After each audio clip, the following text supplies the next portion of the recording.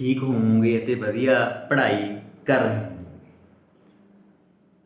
ਬਹੁਤ ਖੁਸ਼ੀ ਹੁੰਦੀ ਆ ਜਦੋਂ ਪਤਾ ਲੱਗਦਾ ਕਿ ਕੋਈ ਛੋਟੇ ਪਿੰਡਾਂ ਦੇ ਵਿਚਕਾਰੋਂ ਜਾਂ ਛੋਟੇ ਸ਼ਹਿਰਾਂ ਦੇ ਵਿਚਕਾਰੋਂ ਵਿਦਿਆਰਥੀ ਕਹਿੰਦੇ ਨੇ ਕਿ ਅਸੀਂ IAS ਦਾ ਐਗਜ਼ਾਮ ਕਲੀਅਰ ਕਰ ਲਿਆ, ਅਤੇ ਉਹਨਾਂ ਨੂੰ ਦੇਖ ਕੇ ਬਹੁਤ ਸਾਰੇ ਹੋਰ ਬੱਚੇ ਵੀ IAS ਦੀ ਤਿਆਰੀ ਕਰਨਾ ਸਟਾਰਟ ਕਰਦੇ ਨੇ। ਪਰੰਤੂ ਉਹਨਾਂ ਨੂੰ ਸਿਲੇਬਸ ਦੀ ਪੂਰੀ ਜਾਣਕਾਰੀ ਨਾ ਹੋਣ ਕਰਕੇ ਕਈ ਵਾਰ ਉਹ ਮਿਸਗਾਈਡ ਹੋ ਜਾਂਦੇ ਨੇ। ਮੈਨੂੰ ਵੀ ਕਾਫੀ ਫੋਨ ਆਉਂਦੇ ਨੇ ਵਿਦਿਆਰਥੀਆਂ ਦੇ ਨੇ ਕਿ ਸਰ ਕਿ ਸਿਲੇਬਸ ਕੀ ਹੁੰਦਾ ਅਤੇ ਪੇਪਰ ਦਾ ਪੇਪਰ ਪੈਟਰਨ ਕੀ ਆ, ਕਿਰਪਾ ਕਰਕੇ ਉਹਨੂੰ ਸਮਝਾਇਆ ਜਾਵੇ। ਇਹ ਦੇਖਦੇ ਹਾਂ ਅੱਜ ਦੀ ਮੈਂ ਇਹ ਵੀਡੀਓ ਬਣਾ ਰਿਹਾ।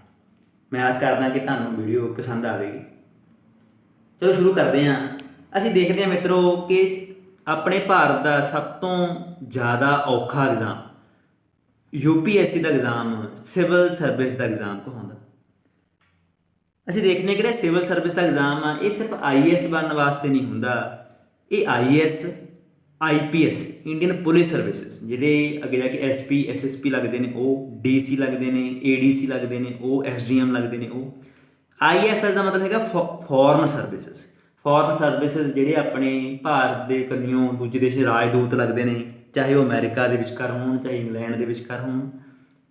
ਅਤੇ ਨਾਲ IRS ਰੈਵਨਿਊ ਸਰਵਿਸਿਜ਼, ਐਕਸਾਈਜ਼ ਦੀਆਂ ਸਰਵਿਸਿਜ਼ ਹੋ ਗਈਆਂ। ਇਹ ਤੋਂ ਇਲਾਵਾ ਵੀ ਬਹੁਤ ਸਾਰੀਆਂ ਸਰਵਿਸਿਜ਼ ਹੁੰਦੀਆਂ ਨੇ ਜੋ ਇੱਕੋ ਹੀ ਐਗਜ਼ਾਮ ਦੇ ਵਿਚਕਾਰ ਕਵਰ ਹੁੰਦੀਆਂ ਨੇ। ਤਾਂ ਪਹਿਲੀ ਗੱਲ ਤਾਂ ਇਹ ਸਮਝਣ ਵਾਲੀ ਹੈ ਕਿ IPS ਅਤੇ IAS ਦਾ ਐਗਜ਼ਾਮ ਵੱਖੋ ਵੱਖਰਾ ਨਹੀਂ ਹੁੰਦਾ, ਇੱਕੋ ਹੀ ਐਗਜ਼ਾਮ ਹੁੰਦਾ ਹੈਗਾ। ਤੁਹਾਡੇ ਤੋਂ ਪੁੱਛਿਆ ਜਾਂਦਾ ਕਿ ਤੁਸੀਂ ਕੀ ਕਰਨਾ ਚਾਹੁੰਦੇ ਹੋ, IAS ਬਣਨਾ ਚਾਹੁੰਦੇ ਹੋ ਜਾਂ IPS ਬਣਨਾ ਚਾਹੁੰਦੇ ਹੋ ਜਾਂ IFS ਬਣਨਾ ਚਾਹੁੰਦੇ ਹੋ। ਤੁਹਾਡੀ ਉਹ ਆਪਸ਼ਨ ਅਤੇ ਪਲੱਸ ਤੁਹਾਡੇ ਮਾਰਕਸ ਕਿੰਨੇ ਨੇ, ਉਹਦੇ ਬੇਸ 'ਤੇ ਤੁਹਾਨੂੰ ਇਹਨਾਂ ਪੋਸਟਾਂ ਦੀ ਰੈਂਕਿੰਗ ਦਿੱਤੀ ਜਾਂਦੀ ਆ। ਕਿਉਂਕਿ ਬਹੁਤ ਸਾਰੇ ਵਿਦਿਆਰਥੀ ਦਾ ਇਹ ਕੁਐਸਚਨ ਹੁੰਦਾ ਸਰ ਜੀ ਅਸੀਂ IPS ਬਣਨਾ, ਅਤੇ ਉਹਨਾਂ ਨੂੰ ਇਹ ਨਹੀਂ ਪਤਾ ਹੁੰਦਾ ਕਿ ਐਗਜ਼ਾਮ ਤਾਂ ਇੱਕੋ ਹੀ ਆ, ਤਿਆਰੀ ਤਾਂ ਇੱਕੋ ਹੀ ਤਰੀਕੇ ਨਾਲ ਕਰਨੀ ਆ। ਅੱਗੇ ਵਧਦੇ ਹਾਂ ਮਿੱਤਰੋ, ਗੱਲ ਕਰਦੇ ਹਾਂ ਐਲੀਜੀਬਿਲਿਟੀ ਦੀ। ਕਿਹੜਾ ਬੰਦਾ ਇਹਦਾ ਐਗਜ਼ਾਮ ਦੇ ਸਕਦਾ? ਕੋਈ ਵੀ ਵਿਦਿਆਰਥੀ, ਚਾਹੇ ਉਹ ਕੁੜੀ ਆ, ਚਾਹੇ ਉਹ ਮੁੰਡਾ ਜਾਂ ਕੋਈ ਟਰਾਂਸਜੈਂਡਰ ਅਦਰ, ਜੇਕਰ ਦੈਟ ਇਜ਼ ਉਹਦੀ ਗ੍ਰੈਜੂਏਸ਼ਨ ਕੀਤੀ ਹੋਈ ਆ, ਭਾਵ ਉਹਦੀ BA BSc BCom BTech ਕੋਈ ਵੀ ਪੜ੍ਹਾਈ ਦਾ ਇਹ ਤੋਂ ਉੱਪਰਲੀ ਪੜ੍ਹਾਈ ਕਰ ਚੁੱਕੇ ਆ, ਉਹ ਬੰਦਾ ਇਹਦਾ ਐਗਜ਼ਾਮ ਦੇ ਸਕਦਾ। ਗ੍ਰੈਜੂਏਸ਼ਨ ਕੀਤੀ ਹੋਣੀ ਚਾਹੀਦੀ ਆ, ਜਿੰਨੇ ਮਰਜ਼ੀ ਮਾਰਕਸ ਹੋਣ। ਕੋਈ ਇਹ ਵੀ ਨਹੀਂ ਕਿ ਸਾਡੇ ਕੋਲ ਫਸਟ ਰੈਂਕ ਚਾਹੀਦਾ, ਸੈਕਿੰਡ ਰੈਂਕ ਚਾਹੀਦਾ, ਨਹੀਂ, ਕੋਈ ਮੈਟਰ ਨਹੀਂ। ਇਹਦੀ 60% ਨੰਬਰ ਚਾਹੀਦਾ, ਨਹੀਂ, ਕੋਈ ਮੈਟਰ ਨਹੀਂ। ਜਿੰਨੇ ਮਰਜ਼ੀ ਮਾਰਕਸ ਹੋਣ ਅਤੇ ਗ੍ਰੈਜੂਏਸ਼ਨ ਪੂਰੀ ਹੋਵੇ, ਕੰਪਲੀਟ ਹੋਵੇ, ਉਹੀ ਬੱਚਾ ਇਹਦਾ ਐਗਜ਼ਾਮ ਦੇ ਸਕਦਾ। ਅੱਜ ਕੱਲ੍ਹ ਬਹੁਤ ਵਧੀਆ ਗੱਲ ਹੈ ਕਿ +2 ਤੋਂ ਬਾਅਦ ਹੀ ਬਹੁਤ ਸਾਰੇ ਵਿਦਿਆਰਥੀ ਦੀ ਤਿਆਰੀ ਕਰਨਾ ਸਟਾਰਟ ਕਰ ਦਿੰਦੇ ਨੇ, ਅਤੇ ਇਹ ਵਧੀਆ ਗੱਲ ਆ। ਅਤੇ ਉਹ ਵਿਦਿਆਰਥੀ ਅੱਗੇ ਜਾ ਕੇ ਕੀ ਐਗਜ਼ਾਮ ਕਰੈਕ ਕਰਦੇ ਨੇ। ਜੇ ਗੱਲ ਕਰੀਏ ਅਸੀਂ ਉਮਰ ਦੀ, ਤਾਂ ਅਸੀਂ ਦੇਖਦੇ ਹਾਂ ਕਿ ਜਿਹੜਾ ਜਰਨਲ ਜਾਂ ਇਕੋਨੋਮਿਕਲੀ ਵੀਕਰ ਸੈਕਸ਼ਨ ਦੇ ਸਟੂਡੈਂਟ ਨੇ, ਉਹਨਾਂ ਲਈ ਵੱਧੋ ਵੱਧ ਸੀਮਾ 32 ਸਾਲ ਰੱਖੀ ਗਈ ਹੈ, ਅਤੇ ਉਹ ਵੱਧੋ ਵੱਧ 6 ਚਾਂਸ ਨੇ ਉਹਨਾਂ ਕੋਲ, ਭਾਵ 6 ਵਾਰ ਪੇਪਰ ਦੇ ਵਿਚਕਾਰ ਬੈਠ ਸਕਦੇ ਨੇ। ਇਹ ਨਹੀਂ ਹੈਗਾ ਕਿ ਉਮਰ ਤੁਹਾਡੀ ਮੰਨ ਲਓ ਸਪੋਜ਼ ਕਰ ਲਓ 20 ਸਾਲ ਤੁਸੀਂ ਪੇਪਰ ਦੇਣਾ ਸਟਾਰਟ ਕਰਨ ਲੱਗੇ, ਤੁਸੀਂ 12 ਪੇਪਰ ਦਿਓਗੇ 32 ਸਾਲ ਤੱਕ, ਨਹੀਂ। ਜਰਨਲ ਅਤੇ EWS ਵਾਲੇ ਸਿਰਫ ਉਹਨਾਂ ਕੋਲ 6 ਚਾਂਸ ਹੁੰਦੇ ਨੇ, ਜਦ ਕਿ OBC other backward class BC ਵਾਲੇ, ਉਹਨਾਂ ਦੀ ਉਮਰ 35 ਸਾਲ ਤੱਕ ਅਤੇ ਚਾਂਸ ਦੀ ਗਿਣਤੀ 9 ਹੁੰਦੀ ਹੈ ਮਿੱਤਰੋ। ਅਤੇ ਜੇ ਗੱਲ ਕਰੀਏ ਆਪਾਂ SC ਦੀ, ਇਹਨਾਂ ਕੋਲ ਕੋਈ ਵੀ ਚਾਂਸ ਨਹੀਂ ਹੁੰਦੇ ਅਤੇ ਇਹਨਾਂ ਦੀ ਉਮਰ 37 ਸਾਲ ਤੱਕ ਹੁੰਦੀ ਆ। ਤਾਂ ਭਾਰਤ ਸੰਵਿਧਾਨ ਦੇ ਵਿਚਕਾਰ ਇੱਦਾਂ ਕਰਕੇ ਰਿਜ਼ਰਵੇਸ਼ਨ ਦਾ ਸਿਸਟਮ ਲਾਇਆ ਗਿਆ, ਅਤੇ ਉਹਦੇ ਵਿਚਕਾਰ SC OBC ਨੂੰ ਦੈਟ ਇਜ਼ ਕੀ ਥੋੜ੍ਹਾ ਜ਼ਿਆਦਾ ਬੈਨੀਫਿਟ ਦਿੱਤਾ ਗਿਆ। ਚਲੋ ਅੱਗੇ ਚੱਲਦੇ ਹਾਂ ਮਿੱਤਰੋ, ਇਹ ਹੈਗੀ ਆ ਇਹਦੀ ਐਲੀਜੀਬਿਲਿਟੀ। ਅਤੇ ਅੱਗੇ ਗੱਲ ਕਰਦੇ ਹਾਂ ਆਪਾਂ ਪੇਪਰ ਦੇ ਪੈਟਰਨ ਦੀ। ਅਸੀਂ ਦੇਖਦੇ ਹਾਂ ਕਿ 3 ਸਟੇਜਾਂ ਹੁੰਦੀਆਂ ਪੇਪਰ ਦੀਆਂ। ਇਹ ਬਹੁਤ ਹੀ ਹੁਣ ਸਮਝਣ ਵਾਲੀ ਗੱਲ ਹੈ ਤੁਹਾਡੇ ਵਾਸਤੇ ਕਿ 3 ਸਟੇਜਾਂ ਹੁੰਦੀਆਂ ਪੇਪਰ ਦੀਆਂ, ਜਿਹਨੂੰ ਪੇਪਰ ਸਟੇਜ 1, ਸਟੇਜ 2 ਅਤੇ ਸਟੇਜ 3 ਕਿਹਾ ਜਾਂਦਾ। ਮਿੱਤਰੋ ਜਿਹੜੀ ਸਟੇਜ 1 ਆ, ਉਹ ਸਟੇਜ 1 ਨੂੰ ਪ੍ਰੀਲਿਮਿਨਰੀ ਐਗਜ਼ਾਮ ਕਹਿੰਦੇ ਨੇ। ਅਸੀਂ ਦੇਖਦੇ ਹਾਂ ਕਿ ਪ੍ਰੀਲਿਮਿਨਰੀ ਜਿਹੜਾ ਐਗਜ਼ਾਮ ਹੁੰਦਾ, ਇਹਦੇ ਵਿੱਚ 2 ਪੇਪਰ ਲਏ ਜਾਂਦੇ ਨੇ। 2 ਪੇਪਰ ਲਏ ਜਾਂਦੇ ਨੇ। 2 ਪੇਪਰ 'ਚੋਂ ਪਹਿਲਾ ਪੇਪਰ ਨੂੰ ਜਰਨਲ ਸਟੱਡੀ ਦਾ ਐਗਜ਼ਾਮ ਕਹਿੰਦੇ ਨੇ, ਅਤੇ ਦੂਜੇ ਪੇਪਰ ਨੂੰ CSAT ਦਾ ਐਗਜ਼ਾਮ ਕਿਹਾ ਜਾਂਦਾ। ਅਸੀਂ ਦੇਖਦੇ ਹਾਂ ਕਿ ਆਮ ਤੌਰ 'ਤੇ 2-2 ਘੰਟੇ ਮਿਲਦੇ ਨੇ। ਅੱਜ ਕੱਲ੍ਹ ਦਾ ਪੇਪਰ ਪੈਟਰਨ ਚੱਲ ਰਿਹਾ 9:30 ਤੋਂ ਲੈ ਕੇ ਪਹਿਲਾਂ ਉਹ 11:30 ਤੱਕ ਐਗਜ਼ਾਮ ਲੈਂਦੇ ਨੇ, ਫਿਰ ਉਹ 2 ਤੋਂ ਲੈ ਕੇ 4 ਵਜੇ ਤੱਕ। ਤਾਂ ਅਸੀਂ ਦੇਖਦੇ ਹਾਂ ਕਿ 2-2 ਘੰਟਿਆਂ ਦਾ ਦੈਟ ਇਜ਼ ਕੀ ਪੇਪਰ ਹੁੰਦਾ। ਜਿਹੜਾ ਜਰਨਲ ਸਟੱਡੀ ਵਾਲਾ ਪੇਪਰ ਆ, ਅਸੀਂ ਦੇਖਦੇ ਹਾਂ ਉਹ 200 ਮਾਰਕਸ ਦਾ ਪੇਪਰ ਹੁੰਦਾ, ਭਾਵ 100 ਕੁਐਸਚਨ ਆਉਂਦੇ ਨੇ। ਇੱਕ ਕੁਐਸਚਨ 2 ਮਾਰਕ ਦਾ। ਤੇ ਕੁਐਸਚਨ ਕਿਹਦੇ ਵਿੱਚ ਆਉਂਦੇ ਨੇ ਇਹਦੇ ਫੋਕਸ ਕਰਨਾ। ਕੁਐਸਚਨ ਆਉਂਦੇ ਨੇ ਹਿਸਟਰੀ ਸਾਡੀ, ਭਾਵੇਂ ਉਹ ਮਾਡਰਨ ਹਿਸਟਰੀ ਹੋਈ, ਚਾਹੇ ਉਹ ਐਂਸ਼ੀਅੰਟ ਹਿਸਟਰੀ ਹੋਈ, ਚਾਹੇ ਉਹ ਮੈਡੀਵਲ ਹਿਸਟਰੀ ਹੋਈ। ਤਾਂ ਅਸੀਂ ਦੇਖਦੇ ਹਾਂ ਕਿ ਤਿੰਨਾਂ ਦੇ ਵਿਚਕਾਰੋਂ ਕੁਐਸਚਨ ਆਉਂਦੇ ਨੇ। ਪਰ ਵਰਲਡ ਹਿਸਟਰੀ ਧਿਆਨ ਰੱਖਣਾ ਇਹ ਗੱਲ ਕਰ, ਵਰਲਡ ਹਿਸਟਰੀ 'ਚ ਵੀ ਕੁਐਸਚਨ ਆਉਂਦੇ ਨੇ, ਪਰ ਉਹ ਕੁਐਸਚਨ ਸਾਡੇ ਪ੍ਰੀ ਦੇ ਐਗਜ਼ਾਮ ਦੇ ਵਿਚਕਾਰ ਨਹੀਂ ਆਉਂਦੇ। ਦੂਜੇ ਨੰਬਰ 'ਤੇ ਪੋਲਿਟੀ 'ਚੋਂ ਭਾਰਤ ਦਾ ਸੰਵਿਧਾਨ ਸਾਰਾ, ਫੰਡਾਮੈਂਟਲ ਰਾਈਟਸ, ਫੰਡਾਮੈਂਟਲ ਡਿਊਟੀਜ਼ ਵਧੀਆ ਤਰੀਕੇ ਨਾਲ ਪਤਾ ਹੋਣੀਆਂ ਚਾਹੀਦੀਆਂ ਨੇ। ਬਹੁਤ ਹੀ ਇੰਪੋਰਟੈਂਟ ਪੇਪਰ ਬਣਦਾ ਪੋਲਿਟੀ ਦਾ, ਹਰ ਵਾਰੀ 10-12 ਕੁਐਸਚਨ ਪੋਲਿਟੀ ਦੇ ਪੇਪਰ ਦੇ ਵਿਚਕਾਰੋਂ ਆਉਂਦੇ ਨੇ। ਇਹ ਤੋਂ ਇਲਾਵਾ ਸਾਡੇ ਰਾਸ਼ਟਰਪਤੀ ਦੀਆਂ ਪੋਸਟਾਂ, ਇੰਡੀਅਨ ਪੋਲਿਟੀ, ਭਾਰਤ ਦਾ ਸਿਸਟਮ, ਡੈਮੋਕ੍ਰੈਟਿਕ ਸਿਸਟਮ, ਉਹਦੇ ਬਾਰੇ ਜਾਣਕਾਰੀ ਹੋਣੀ ਬਹੁਤ ਜ਼ਰੂਰੀ ਹੈ। ਤੀਜੇ ਨੰਬਰ 'ਤੇ ਗੱਲ ਕਰਦੇ ਹਾਂ ਆਪਾਂ ਜਿਓਗ੍ਰਾਫੀ, ਭੂਗੋਲ ਸਾਡਾ, Indian geography, world geography, physical geography, ਮੀਂਹ ਕਿਵੇਂ ਬਣਦਾ, ਹਵਾਵਾਂ ਕਿਵੇਂ ਚੱਲਦੀਆਂ ਨੇ, ਇਹਨਾਂ ਬਾਰੇ, ਭਾਰਤ ਬਾਰੇ ਜਾਣਕਾਰੀ, ਦੇਸ਼ਾਂ ਦੇ ਵਿਚਕਾਰ ਜੋ ਇੰਪੋਰਟੈਂਟ ਗੱਲਾਂ ਨੇ ਉਹਦੇ ਬਾਰੇ ਜਾਣਕਾਰੀ ਪੇਪਰ ਦੇ ਵਿਚਕਾਰ ਪਾਈ ਜਾਂਦੀ ਹੈ। ਇਹ ਤੋਂ ਇਲਾਵਾ ਇਕੋਨੋਮਿਕਸ ਦੇ ਵਿਚਕਾਰ ਸਾਡੇ ਪਲੈਨਿੰਗਸ ਜਿਹੜੀਆਂ ਹੈਗੀਆਂ ਸੀਗੀਆਂ 12 ਜਿਹੜੀਆਂ ਪਲੈਨਿੰਗਸ ਹੁੰਦੀਆਂ ਨੇ ਆਪਣੀਆਂ 5 ਵਰਸ਼ੀय ਯੋਜਨਾ, ਉਹਨਾਂ 'ਚੋਂ ਕੁਐਸਚਨ, ਜਾਂ ਬੇਸਿਕ ਟਰਮਾਂ, ਜਿਵੇਂ ਤੁਸੀਂ ਇਸ ਵਾਰੀ ਜਿਹੜਾ ਪੇਪਰ ਦੇਖੋਗੇ ਜੋ ਬੇਸਿਕ ਟਰਮਾਂ GDP, GNP, NNP, ਇਹ ਕੀ ਹੁੰਦੀਆਂ ਨੇ ਇਕਨੋਮਿਕਸ 'ਚ, ਇਹਦੇ ਬਾਰੇ। ਅਤੇ ਅੱਜ ਕੱਲ੍ਹ ਸਾਡੀ GDP 'ਚ ਕੀ ਚੱਲ ਰਿਹਾ, ਜਾਂ ਸਾਡੀ ਅੱਜ ਕੱਲ੍ਹ ਇਕਨੋਮਿਕਸ ਕੀ ਚੱਲ ਰਿਹਾ, ਜਿਵੇਂ ਕਿ ਸਾਡਾ ਬਜਟ ਸਿਸਟਮ ਹੋਇਆ, ਜਿਵੇਂ ਕਿ ਸਰਕਾਰ ਦੁਆਰਾ ਲਿਆਂਦੀਆਂ ਗਈਆਂ ਸਕੀਮਾਂ ਬਾਰੇ ਜਾਣਕਾਰੀ ਹੋਈ। ਇਹ ਤੋਂ ਇਲਾਵਾ ਇੱਕ ਬਹੁਤ ਹੀ ਇੰਪੋਰਟੈਂਟ ਬੁੱਕ ਆਉਂਦੀ ਇਕੋਨੋਮੀ ਸਰਵੇ, ਜੋ ਹਰ ਸਾਲ ਭਾਰਤ ਸਰਕਾਰ ਦੁਆਰਾ ਜਾਰੀ ਕੀਤੀ ਜਾਂਦੀ ਹੈ। ਅਸੀਂ ਦੇਖਦੇ ਹਾਂ ਕਿ ਹਰ ਵਾਰੀ, ਚਾਹੇ ਉਹ ਪ੍ਰੀ ਦਾ ਐਗਜ਼ਾਮ ਹੋਵੇ, ਚਾਹੇ ਉਹ ਮੇਨਸ ਦਾ ਹੋਵੇ, ਇਕਨੋਮਿਕਸ ਦੇ ਕੁਐਸਚਨ ਖਾਸ ਕਰਕੇ ਉਹ ਜਿਹੜੀ ਬੁੱਕ ਹੈਗੀ ਆ ਇਕੋਨੋਮੀ ਸਰਵੇ, ਉਹਦੇ ਵਿਚਕਾਰੋਂ ਆਏ ਜਾਂਦੇ ਨੇ। ਅਤੇ ਇਕੋਨੋਮੀ ਸਰਵੇ ਅਤੇ ਆਪਣਾ ਬਜਟ ਸਾਡੇ ਇਕਨੋਮਿਕਸ ਦੇ ਟੌਪਿਕਾਂ ਦਾ ਕੀ ਮੇਨ ਭਾਗ ਬਣਦਾ। ਇਸ ਤੋਂ ਇਲਾਵਾ ਸਾਇੰਸ ਦੇ ਵਿਚਕਾਰੋਂ ਜਰਨਲ ਸਾਇੰਸ, ਕੋਈ ਕੈਮੀਕਲ ਦੇ ਕੇ ਉਹਦੇ ਕੀ ਕੰਮ ਹੁੰਦੇ ਨੇ ਕੈਮੀਕਲਸ ਦੇ, ਉਹਦੇ ਬਾਰੇ ਜਾਣਕਾਰੀ। ਅਤੇ ਪਲੱਸ ਨਾਲ ਦੇ ਵਿਚਕਾਰੋਂ ਅਸੀਂ ਦੇਖਦੇ ਹਾਂ ਕਿਹੜੇ ਕੁਐਸਚਨ ਨੇ ਉਹ ਸਾਇੰਸ ਐਂਡ ਟੈਕਨੋਲੋਜੀ, ਸਾਡੇ ਕੋਈ ਮਿਜ਼ਾਈਲਾਂ 'ਤੇ ਕੁਐਸਚਨ ਆ ਗਿਆ, ਕੋਈ ਨਵੀਂ ਟੈਕਨੋਲੋਜੀ ਆਈ ਆ, ਕਰੋਨਾ ਦੀ ਕੋਈ ਵੈਕਸੀਨ ਆਈ ਹੈ, ਇਹਦੇ ਵਿਚਕਾਰੋਂ ਕੁਐਸਚਨ ਪੁੱਛੇ ਜਾਂਦੇ ਨੇ। ਇਹ ਤੋਂ ਇਲਾਵਾ ਬਹੁਤ ਹੀ ਇੰਪੋਰਟੈਂਟ ਟੌਪਿਕ ਕਰੰਟ ਅਫੇਅਰ ਦਾ, ਇਹ ਇੱਕ ਤਰੀਕੇ ਦੇ ਮੇਨ ਜਾਣ ਹੁੰਦੀ ਆ IAS ਦੇ ਪੇਪਰ ਦੀ।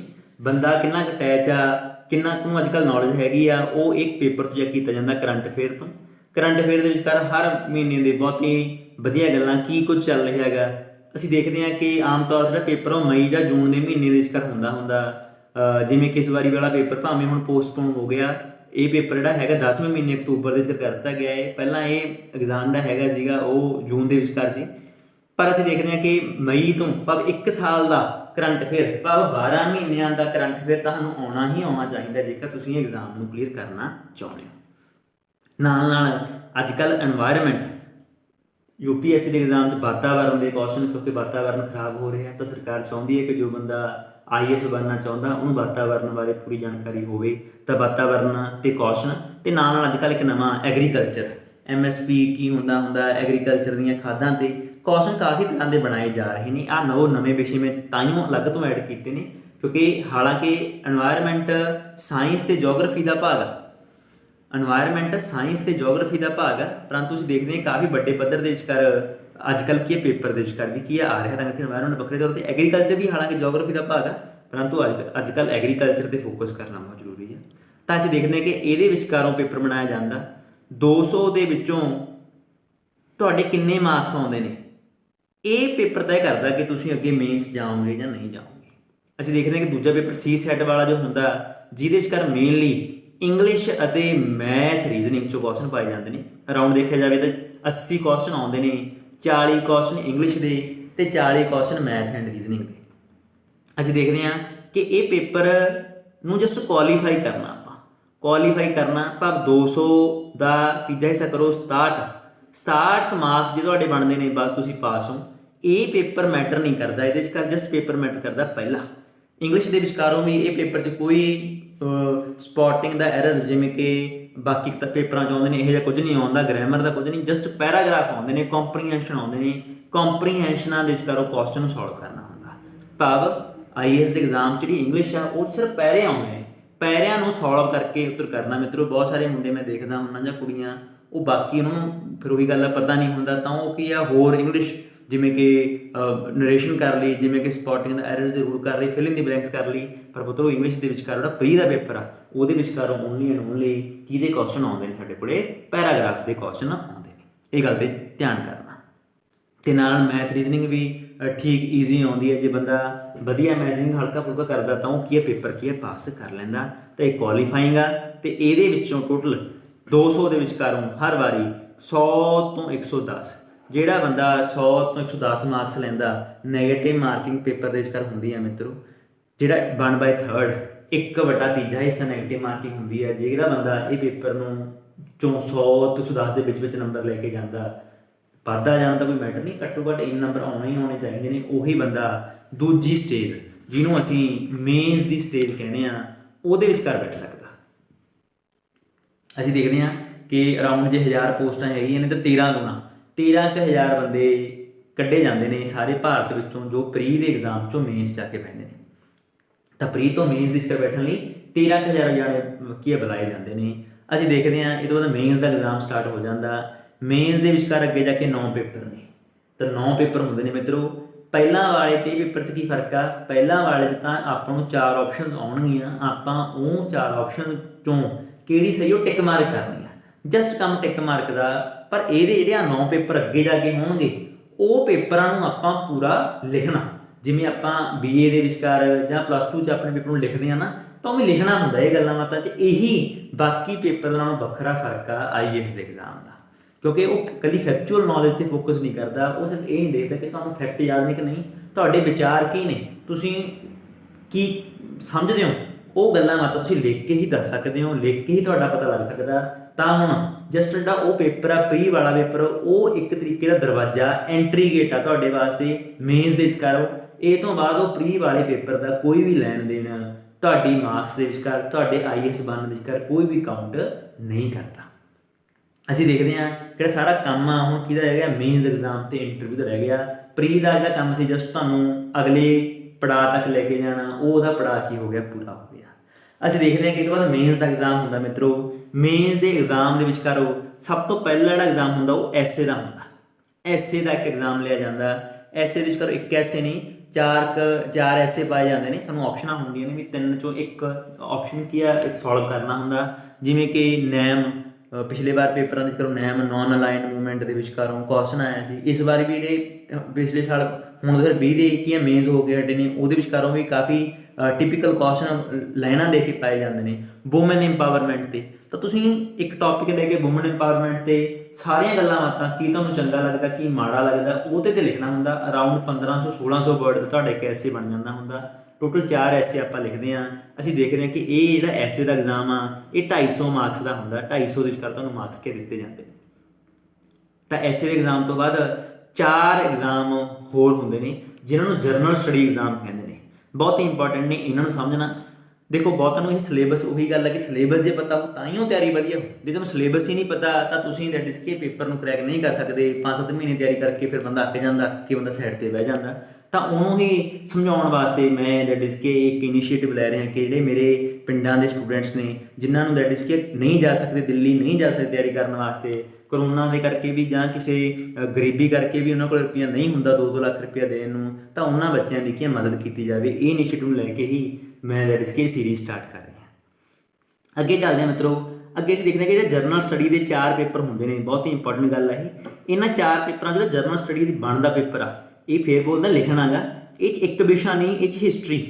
ਹੁਣ ਧਿਆਨ ਕਰੋ, ਜਿਹੜੀ ਹਿਸਟਰੀ ਤੁਸੀਂ ਪ੍ਰੀ 'ਚ ਪੜ੍ਹ ਕੇ ਆਏ ਹੋ ਉਹੀ ਹਿਸਟਰੀ, ਭਾਵੇਂ ਉਹ ਆਪਣੀ ਵਰਲਡ ਹਿਸਟਰੀ ਹੋਈ। ਵਰਲਡ ਹਿਸਟਰੀ ਧਿਆਨ ਰੱਖਣਾ ਆਪਣੀ ਇਹ 'ਚ ਆਉਂਦੀ ਆ ਜਿਸ 'ਚ ਅਸੀਂ ਫਰਾਂਸ ਦੀ ਕ੍ਰਾਂਤੀ, ਅਮਰੀਕਾ ਦੀ ਕ੍ਰਾਂਤੀ, ਨਾਲ ਵਿਚਕਾਰ ਬ੍ਰਿਟਿਸ਼ ਦੀ ਇੰਡਸਟਰੀਅਲ ਰੈਵੋਲੂਸ਼ਨ ਬਾਰੇ ਗੱਲਾਂ ਬਾਤਾਂ ਆਪਾਂ ਪੜ੍ਹਦੇ ਹਾਂ। ਉਹ ਪ੍ਰੀ 'ਚ ਨਹੀਂ ਆਉਂਦੀ, ਧਿਆਨ ਰੱਖਣਾ, ਉਹ ਸਿਰਫ ਮੇਨਸ 'ਚ ਆਉਂਦੀ ਆ। ਪਰ ਇਹ ਤੋਂ ਇਲਾਵਾ ਸਾਡਾ ਨਾਲ ਜੇਕਰ ਅਸੀਂ ਦੇਖਦੇ ਹਾਂ ਕਿ ਆਪਣੀ ਐਨਸ਼ੀਐਂਟ ਹਿਸਟਰੀ ਹੋਈ, ਨਾਲ ਮੈਡੀਵਲ ਹਿਸਟਰੀ ਹੋਈ, ਅਤੇ ਨਾਲ ਦੇ ਵਿਚਕਾਰ ਆਪਣਾ ਮਾਡਰਨ ਹਿਸਟਰੀ ਹੋਈ, ਅਤੇ ਅੰਤ ਜੇਕਰ ਆਰਟ ਐਂਡ ਕਲਚਰ। ਬਹੁਤ ਹੀ ਇੰਪੋਰਟੈਂਟ ਵਿਸ਼ਾ ਆਰਟ ਐਂਡ ਕਲਚਰ।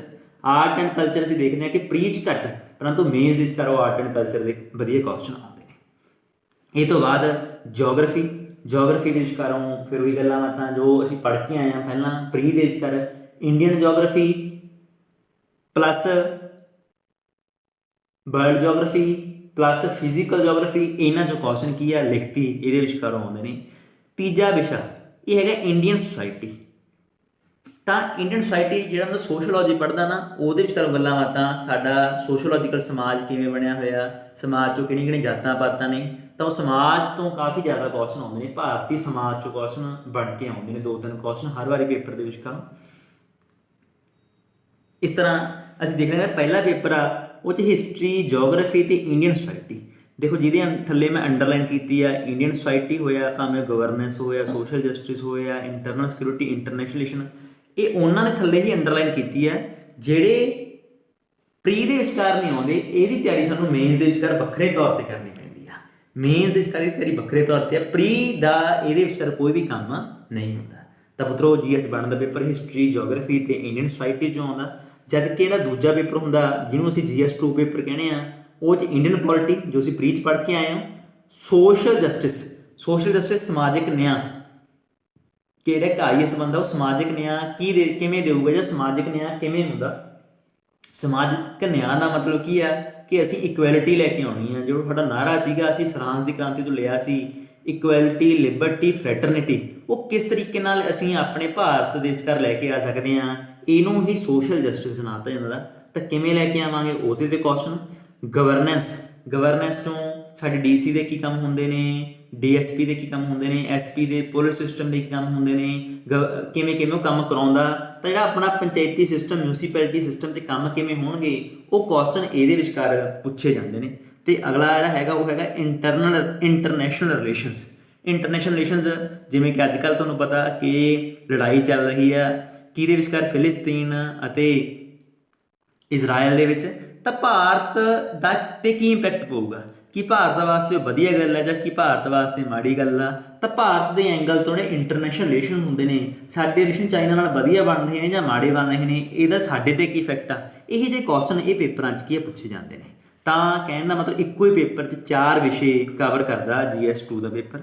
ਅੱਗੇ ਚੱਲਦੇ ਹਾਂ ਮਤਲਬ GS3, ਜਿਹਦੇ ਵਿਚਕਾਰ ਅਸੀਂ ਦੇਖਦੇ ਹਾਂ ਕਿ ਇਕਨੋਮਿਕਸ, ਜੋ ਇਕਨੋਮਿਕਸ ਉੱਥੇ ਪੜ੍ਹ ਕੇ ਆਏ ਹੋ, ਮੈਂ ਤੁਹਾਨੂੰ ਦੱਸਿਆ ਜਿਹੜਾ ਬਜਟ ਸਿਸਟਮ ਹੈਗਾ ਜਾਂ ਇਕਨੋਮਿਕ ਸਰਵੇ ਹੈਗਾ, ਸਾਡਾ ਐਕਸਪੋਰਟ ਇੰਪੋਰਟ ਕਿਵੇਂ ਵਧਿਆ ਘਟਿਆ, ਉਹਦੀਆਂ ਗੱਲਾਂ ਬਾਤਾਂ। ਸਾਇੰਸ ਐਂਡ ਟੈਕਨੋਲੋਜੀ ਦੇ ਵਿਚਕਾਰ ਅੱਜ ਕੱਲ੍ਹ ਨਵੀਂ ਕਿਹੜੀ ਟੈਕਨੋਲੋਜੀ ਆ ਰਹੀ ਆ, ਜਿਵੇਂ ਆਪਣੀ ਕੀ ਹੈ CRISPR-Cas9 ਟੈਕਨੋਲੋਜੀ ਆਈ, ਜਾਂ ਫਿਰ ਕੋਵਿਸ਼ੀਲਡ ਜਾਂ ਕੋਵੈਕਸੀਨਸ ਨੇ, ਇਹ 'ਚ ਕਿਹੜੀ ਟੈਕਨੋਲੋਜੀ ਯੂਜ਼ ਹੋ ਰਹੀ ਹੈ, ਉਹਦੇ ਬਾਰੇ ਗੱਲਾਂ ਬਾਤਾਂ। ਅਤੇ ਅੰਤ GS3 'ਚ ਇੰਟਰਨਲ ਸਿਕਿਉਰਿਟੀ ਦਾ ਮਤਲਬ ਕੀ ਆ ਕਿ ਜੰਮੂ ਕਸ਼ਮੀਰ ਦੇ ਵਿਚਕਾਰ ਸਾਨੂੰ ਕੀ ਪ੍ਰੋਬਲਮਸ ਆ ਰਹੀਆਂ ਨੇ, ਝਾਰਖੰਡ, ਬਿਹਾਰ ਦੇ ਵਿਚਕਾਰ ਨੈਕਸਲਾਈਟ ਮੂਵਮੈਂਟ ਵੱਧ ਰਹੀ ਆ, ਉਹਦੇ ਕੀ ਕਾਰਨ ਨੇ, ਕਿਵੇਂ ਉਹਨੂੰ ਰੋਕਿਆ ਜਾ ਸਕਦਾ ਹੈਗਾ। ਤਾਂ ਇਹ ਜਿਹੇ ਇੰਟਰਨਲ ਸਿਕਿਉਰਿਟੀ ਦੇ ਕੁਐਸਚਨ ਜੋ ਪ੍ਰੀ 'ਚ ਨਹੀਂ ਆਉਂਦੇ, ਉਹ ਕੀ 'ਚ ਆਉਂਦੇ ਨੇ।